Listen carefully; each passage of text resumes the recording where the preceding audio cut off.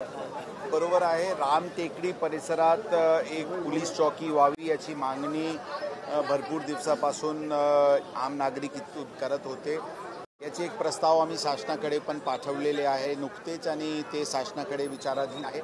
तोपर्यंत लोकांची अडीअडचणी लक्षात घेऊन तात्पुरत्या स्वरूपात आमचे उपलब्ध मनुष्यबळातून इथे चौकी सुरू करण्याचे निर्णय काल झाली होती आणि आज या चौकीचे उद्घाटन झालेली आहे एक कंटेनरमध्ये आणि यामध्ये एक डेडिकेटेड मनुष्यबळ देण्यात आलेली आहे।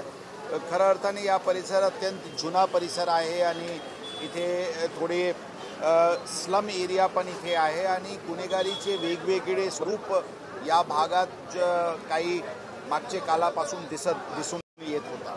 या पूर्णपणे या परिसर स्वच्छ म्हणजे क्राईमपासून आणि पोलीस रिलेटेड जे काही अडीअडचणी आहेत त्यापासून लोकांना स्वच्छ आणि लवकरात लवकर इमिजिएट रिस्पॉन्स व्हावी या दृष्टिकोनातून ही चौकी सुरू करण्यात आलेली आहे आणि आज आम्ही या परिसराचे आम नागरिकांसोबत एक संवाद कार्यक्रम ठेवला होता। त्यांची अडीअडचणी पण ऐकण्यात आली।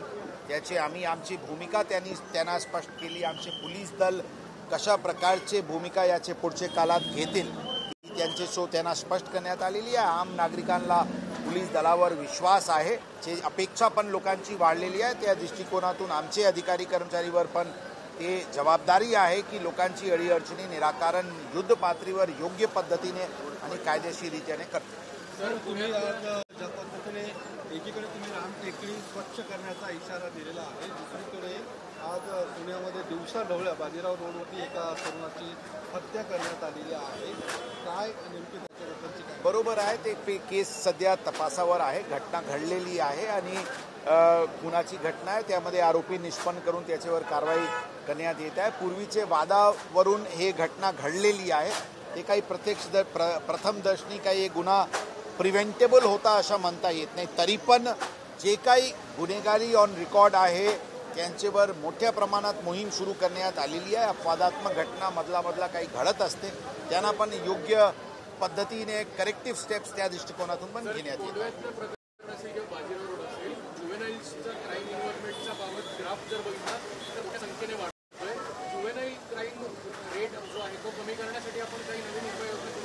बरोबर आहे, जुवेनाईल क्राईम हे अत्यंत मोठा चॅलेंज आहे। जुवेनाईल क्रिमिनल्स मॅनेजमेंट ही एक चॅलेंज आहे। यामध्ये कायदेशीररित्याने जे आमच्याकडे अधिकार आहे to treat them as adult, म्हणजे ॲडल्ट म्हणून त्यांना ट्रीट करणे स्पेशली गंभीर गुन्ह्यामध्ये ती स्टेप ऑलरेडी घेण्यात आलेली आहे। परंतु मायनर ऑफेन्सेसमध्ये जे मुले आहे जे जुवेनाईल्स आहे त्यांचे मॅनेजमेंट एक विषय आहे।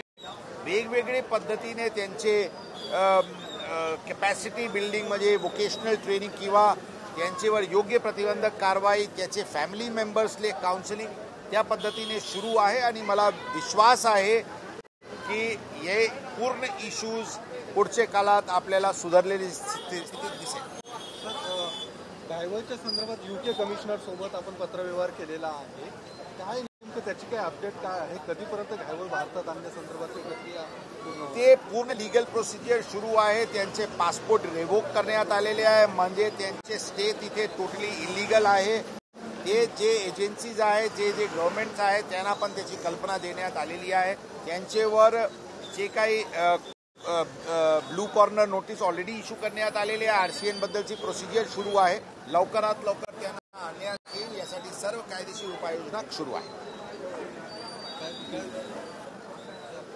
थँक्यू।